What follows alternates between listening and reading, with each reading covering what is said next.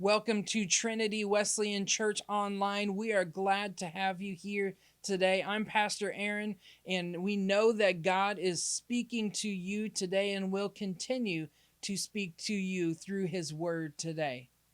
Please join us, and we'll begin in just a few moments.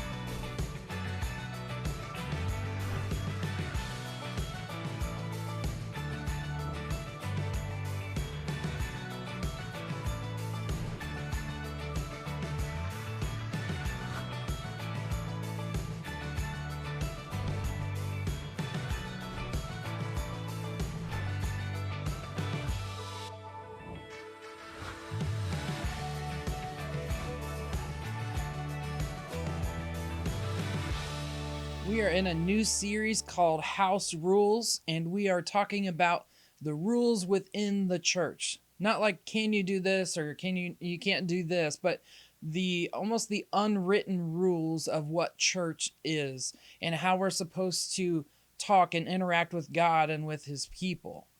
So we'll go through different rules. We're going to go through each rule 1 week at a time. But before we get there, next is always the better thing, right? Whatever you're doing next is always going to be better. Like, we think that. Sometimes we don't even consciously think that. It's just subconsciously we're thinking about this. Like, the next thing will be better. If I do this, then this will happen.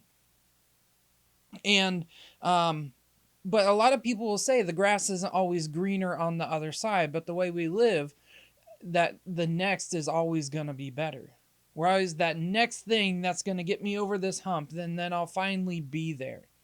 Once I get this paycheck or once I get this tax return, I'm going to get over that hump and I'm going to feel better.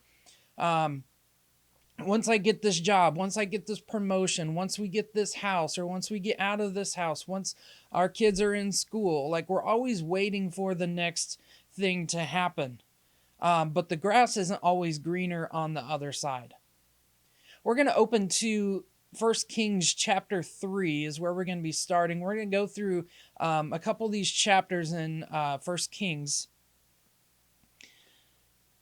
In 1 Kings chapter 3, starting at verse 3, it says, Solomon showed his love for the Lord by walking according to the instructions given him by his father, David.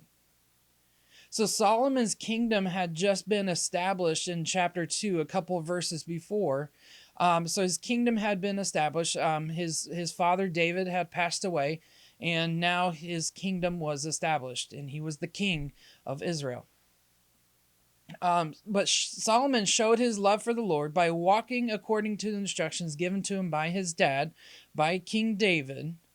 So Solomon was doing what was right, correct? But we keep going in verse 3. He walked in according to David's instructions, except that he offered sacrifices and burned incense on the high places.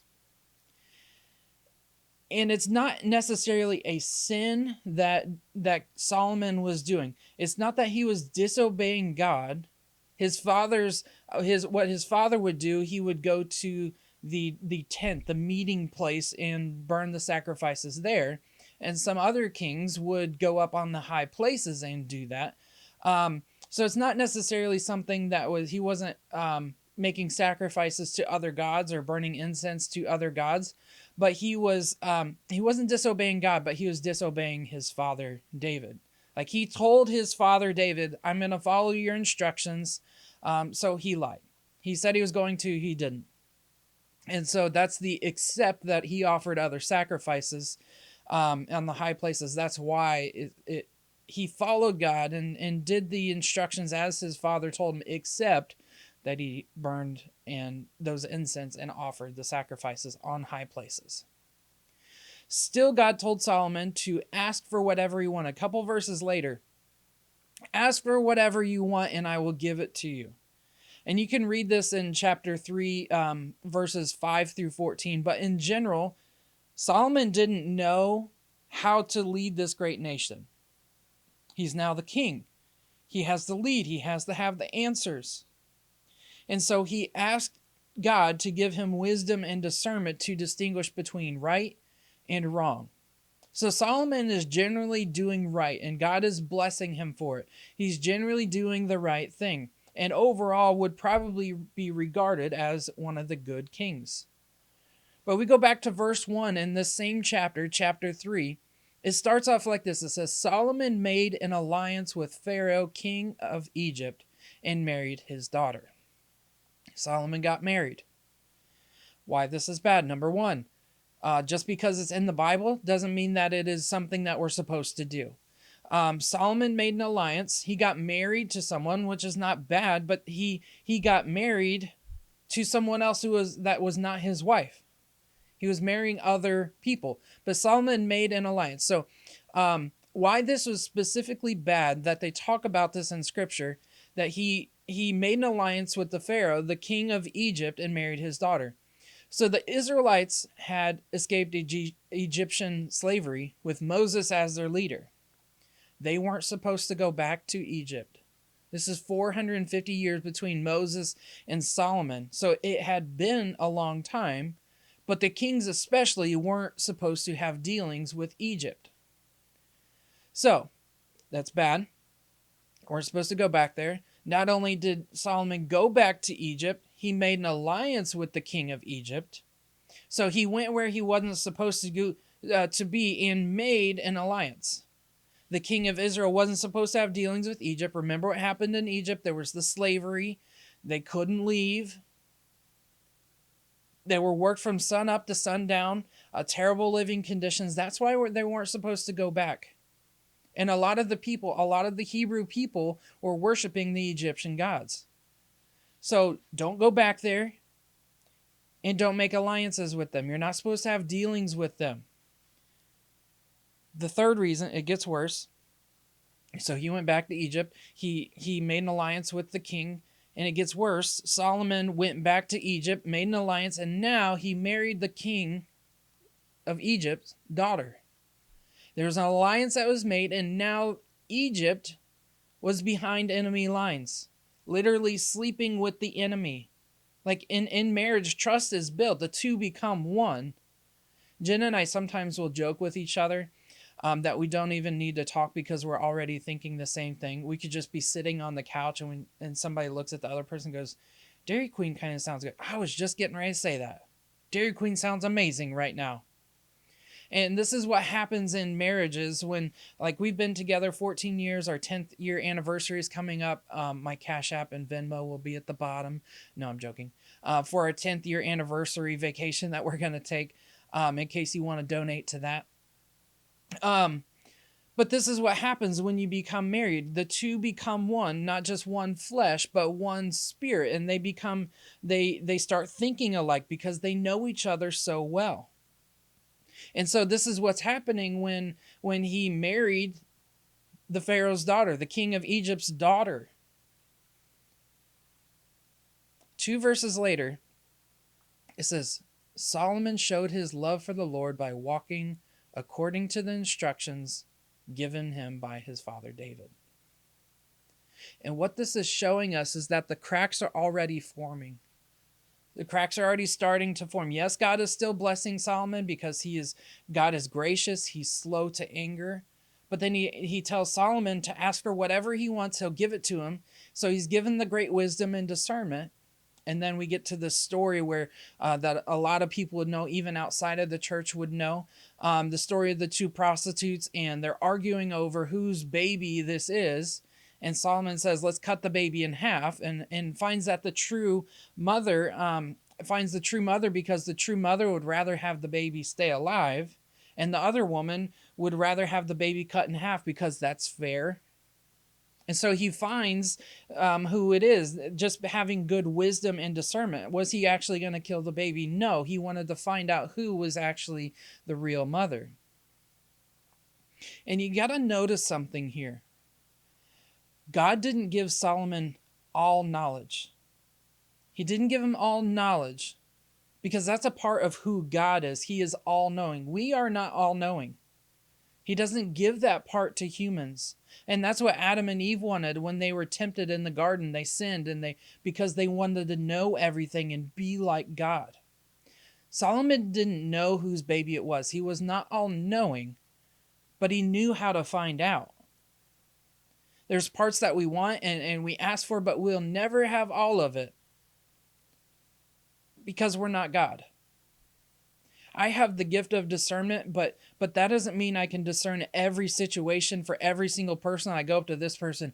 Oh, I think that you had a knee injury when you were 5 years old and you fell off a bike and everybody laughed at you. Like, I don't have that. Sometimes will that happen? Yeah, but it's not like I just go up to everybody and these are all your problems. God just told me. Because discernment's not like that. But Jen and I, we're doing premarital mentoring for a couple years ago. The couple walks into our house, and as soon as they walked in, I just felt something was different in my spirit. Something's different with this couple. I don't know what it is. I just feel like it's different. So we started the mentoring, and we're going through the curriculum that we have. And I stopped them. I just said these words. I said, "Have you two been arguing?" Like, yeah. They just got done arguing. Turns out they just got done arguing. They got out of the car, came into our house, and like 10 minutes later, it's like, you know what? Have you two been arguing? I just feel like that was. And so we didn't need the curriculum that night. They needed to learn how to fight fair and fight the problem, not the person. Like, I wish I could discern everything in every single situation, every single conversation, but I am not God. I can't discern everything. I am not all-knowing. Also, if I was God, I wouldn't be a very good God. I try to be like God and I try to follow his commands, but I would fall short as all people would. So 1 Kings 6, we turn a couple chapters, 3 chapters, the 1 Kings 6. They start building the temple. But remember, those cracks are already forming spiritually. Solomon not only made an alliance with Egypt and he married the king's daughter, but he made more alliances and married more women from foreign nations, from foreign kingdoms. He had over 700 wives and 300 concubines. Not only is he just not faithful to his first wife, but he's not faithful to any of his wives. Like, he's just thinking, if I had more wives, then I would feel better. If I had more money, I would feel better about this. If I had more land, I'd feel more comfortable about our enemies. If I just had this, but the grass is not always greener on the other side. We go 3 more chapters. Chapter 9, verse 4, it says, "As for you," this is God talking to Solomon, "as for you, if you walk before me faithfully, with integrity of heart and uprightness, as David your father did, and do all I command and observe my decrees and laws, I will establish your royal throne over Israel forever, as I promised David your father when I said, you shall never fail to have a successor on the throne of Israel."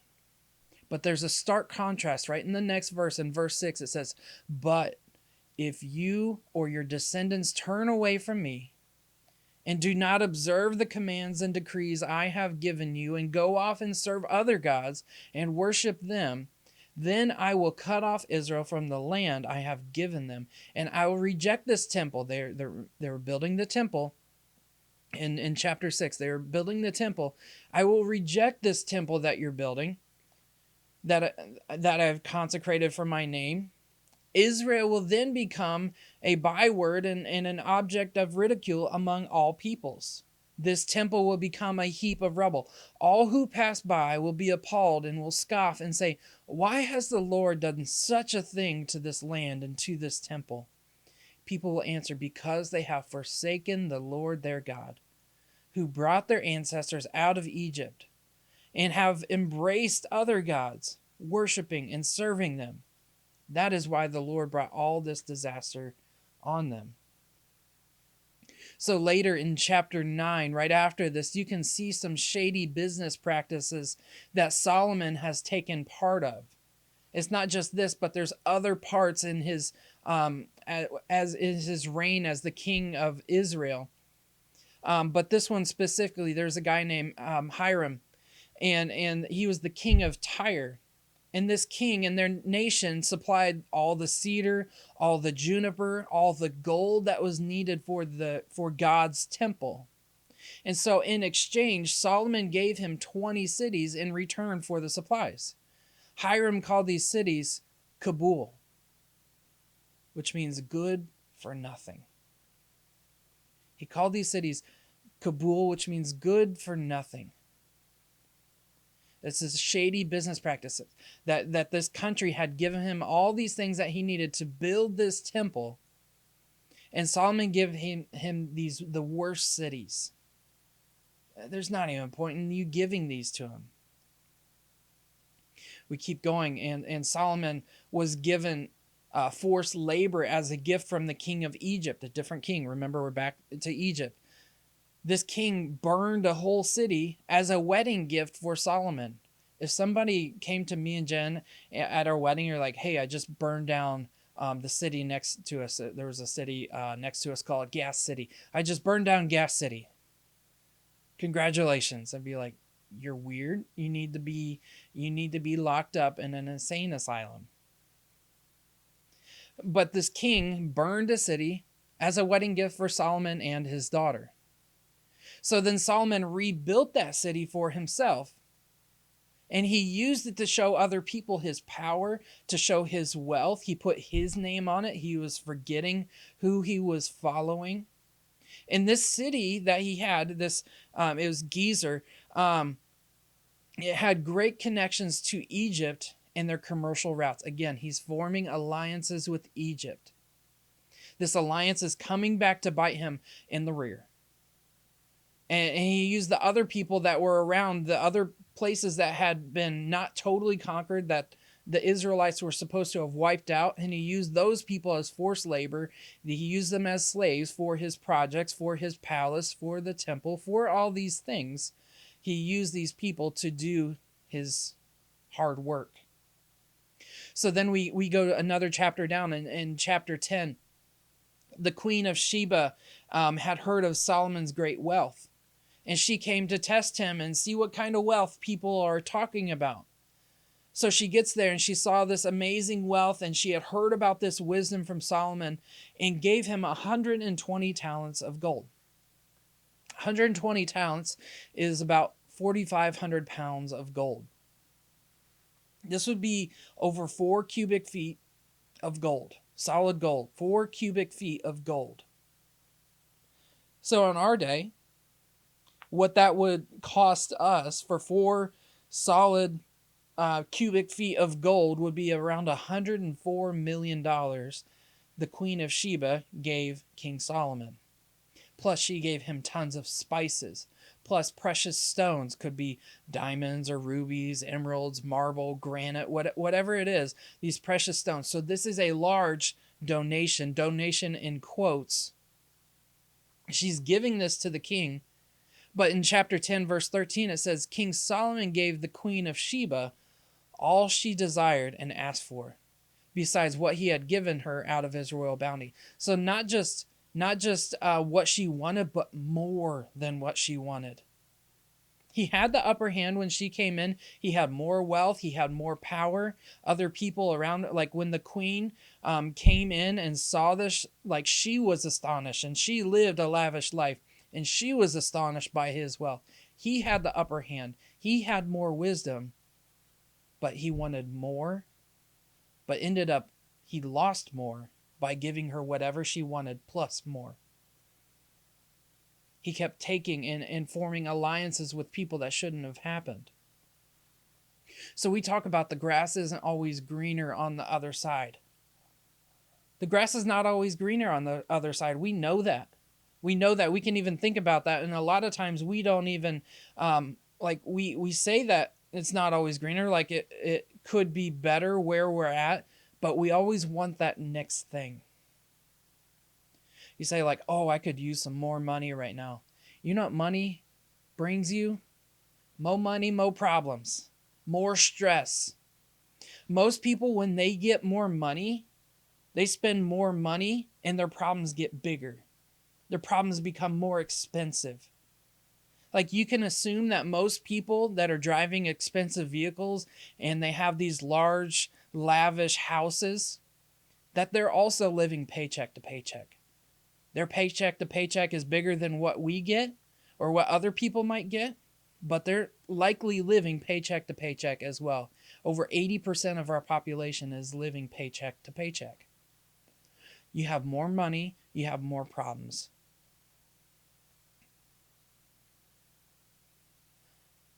Grass is always greener, right? Once I'm retired, then I can do this. Then I can follow God. But a lot of people, when they retire, they come out of retirement. They go work at Walmart as a greeter. They go do something because they get bored. They don't know what else to do. You get that bigger house and you're just like, I want that bigger house. And then you get that bigger house. A bigger house comes with more rooms to clean. I remember my parents, we had a house that my parents had built. Like, my dad did most of the work on it and only subcontracted a few things out. But we had a large house and it was nice. But there were sometimes rooms we didn't even go in. And we realized, like, man, now we got to clean this. Like, every weekend we were cleaning as a family. Like, we would take Saturdays and a couple hours each Saturday, we would be cleaning our house. When you get that bigger house, you're going to have more places to clean. Or like, once I get this new job, getting a new job is one of the most stressful things that you can do in life. Comes with getting married and moving. A new job equals new stress. You don't know what you're doing. You're trying to figure everything out. Oh, if I could just have this job. Or if I just get to X amount of money in my job. That new job, that new promotion comes with more stress. Oh, I can't wait until I have kids. That's something in and of itself. If you have kids, you understand. And having kids is great. But I can't wait until I have kids. I can't wait until this. I can't wait for this next thing. Empty nesters, they're just like, oh, it's going to be so nice. We can go on date nights. We can just leave the house. And then what happens when they become empty nesters? They're like, oh, I miss the noise. I miss having people here. I miss my family. You go on a vacation. What happens when you get home? You're more tired than when you left on vacation. You're just like, I need a vacation from my vacation. I need like a week after my vacation to just do nothing. Or you get to that point, you're just like, oh, once this semester's over, once this class is over, once this is done, I'll feel more stress-free and more relaxed. So in this series, House Rules, the first house rule that we're going to talk about is here is holy. Here is holy. Where you are currently is holy. It might be where you're at physically. It might be the time you're in. It might be a time in your life, wherever you're at, that here is holy. The present is holy. And there's a purpose for it. Here is holy, and there is not for you yet. If you were meant to be there, you would be there by now. And sometimes God holds back the there from us because we haven't learned what we have to learn in the here. Here is the enemy of there. Because if you're always thinking about there, like this next thing, the grass is always greener, you can't be fully committed to here if you're looking to there. I'm not saying don't have goals, but learn to be content where you are. If you are here right now, learn the contentment here. So when you get that job, when you get more money, when you get that house, that you will be content in each and every circumstance. Here is a prerequisite for there. Because if you don't put in the work here, you will not be qualified there. You will not be qualified for there if you don't make here work. You have to do the work here. You have to learn what you have to learn, because God is not going to just stick us in there when we haven't got to the point where we can be content here.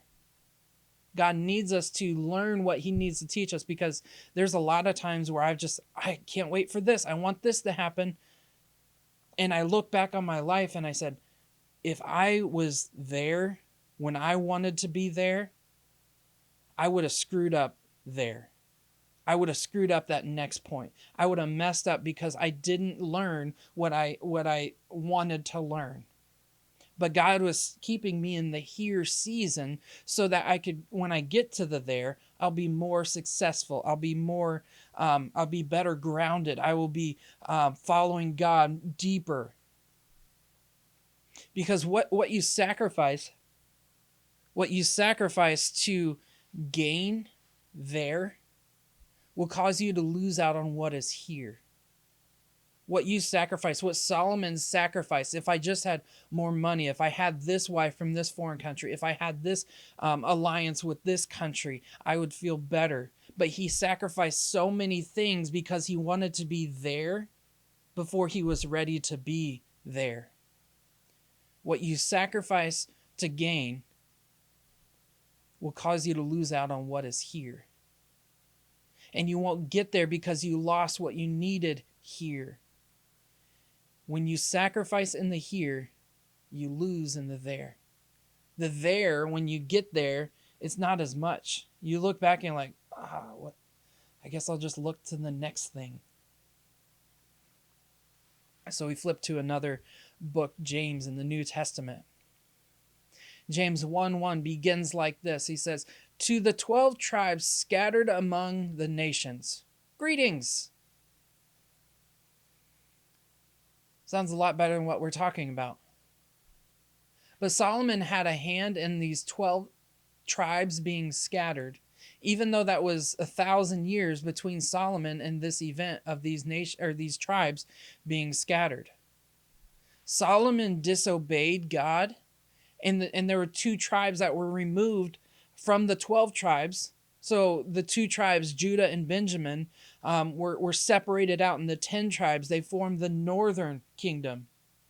And the 2 tribes of Judah and Benjamin formed the southern kingdom, or the kingdom of Judah.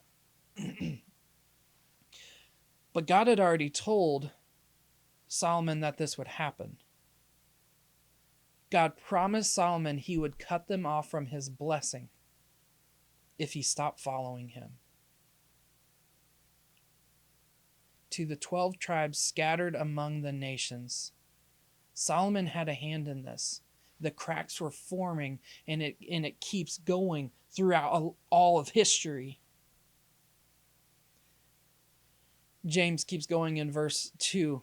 He gives us these words. He says, "Consider it pure joy, my brothers and sisters, whenever you face trials of many kinds, because you know that the testing of your faith produces perseverance. Let perseverance finish its work, so that you may be mature and complete, not lacking anything."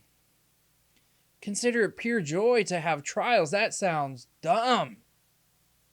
Pure joy, you must need to go to the insane asylum as well. Burning down cities. Consider it pure joy, because you know that the testing of your faith produces perseverance. Consider it pure joy, my brothers and sisters, whenever you face trials of many kinds here, because you know that the testing of your faith here produces perseverance here. Let the perseverance finish its work here, so that you may be mature and complete there, not lacking anything there. If you aren't there, there is purpose in the here. There is purpose. Whenever you go through something, consider it pure joy, because the testing of your faith produces perseverance, that you can be content in any and all circumstances. Even if you don't know what you're learning, God, I'm just stuck here. I don't know what I'm doing. I'm frustrated. God, get me there. If you are not there, there is purpose in the here. When the here is sanctification. Here is sanctification. Sanctification, it's the work of the Holy Spirit and our obedience and allegiance to God that forms sanctification. What is sanctification? We as Wesleyans believe in sanctification. In sanctification, it's three things. It's the action of making or declaring something holy. It's the action or process of being freed from sin or purified. And the third is, it's not perfection, it's obedience. Here is sanctification. Here is the action of making or declaring something holy. Here is the action or the process of being freed from sin or purified. Here is not perfection, it is obedience and perseverance. Here, the action or process of being freed from sin.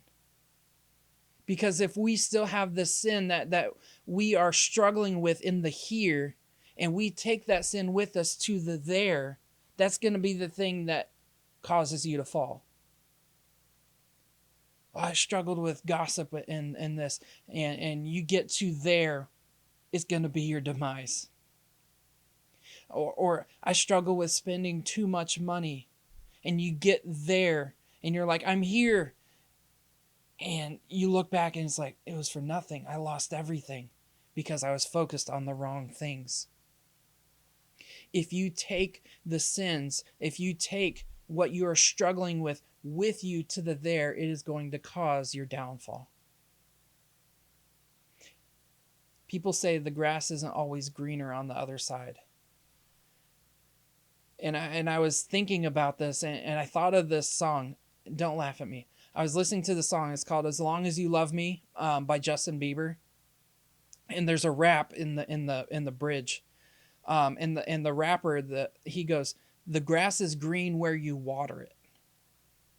The grass isn't always greener on the other side. The grass is green where you water it,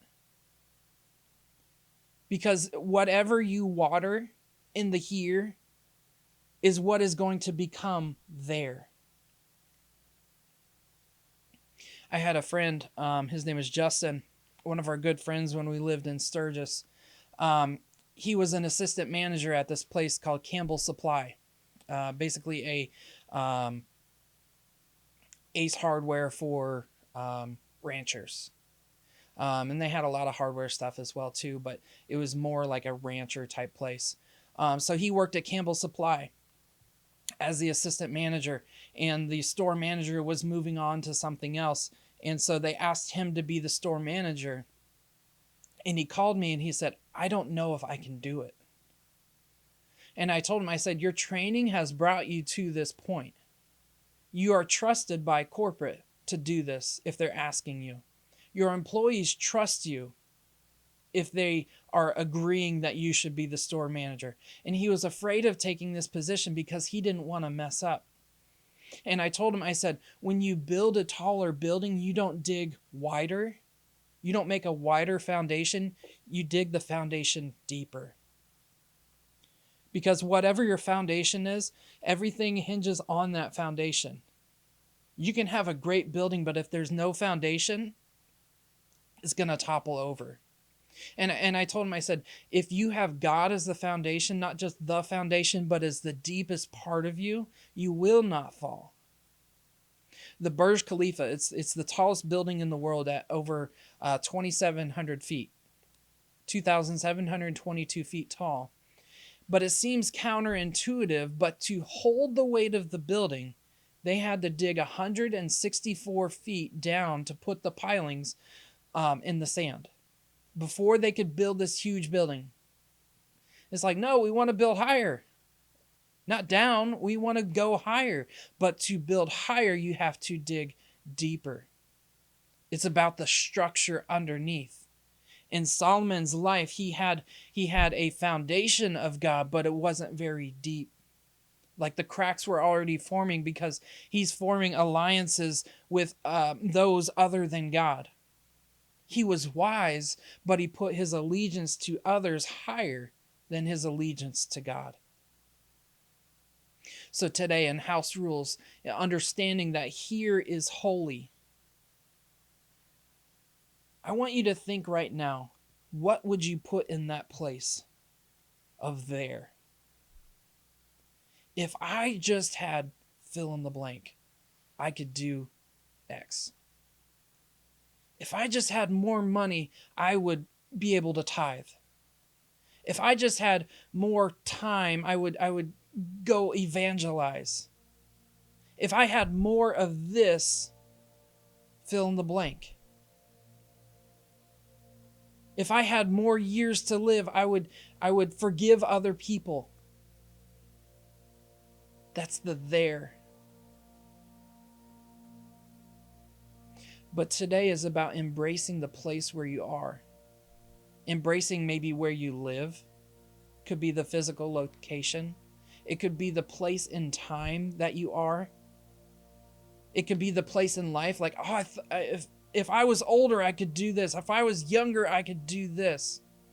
But today I want you to embrace the place of here, wherever here is. Whatever you're looking for in there, if you are not focused in the here, you are missing out on there. So what do we do here? Like Solomon said, I don't know how to lead this nation. James keeps going in this first chapter. God said to Solomon, ask and I'll give it to you. And James is writing, he says, if any of you lacks wisdom, you should ask God, who gives generously to all without finding fault, and it will be given to you. God has already promised wisdom to us. God has already promised the perseverance. He's already promised the here. That if we focus on Him, if we put Him first, if we have Him as the deepest foundation in our life, if any of you lack wisdom, ask God and it will be given to you. Because you're not on your own in the here. God's not just saying like, hey, I know you're here, figure it out, I'll see you when you get there. But God is not going to leave us in our here. He wants us to know Him. He wants us to have wisdom. That's why He will give it to us if we ask. Today, I want you to embrace the place that you are. Instead of, if I just had more of this, then I could do this. Start now. If I just had this, I would do this. Start with it now. See what happens. Be content where you are and see what happens. Be faithful in the money that God has given you and see what happens. Be faithful in the job that you have and see what God does through it. Embrace the people that you're with and see how God will repair those relationships. Wherever you're at today, embrace the here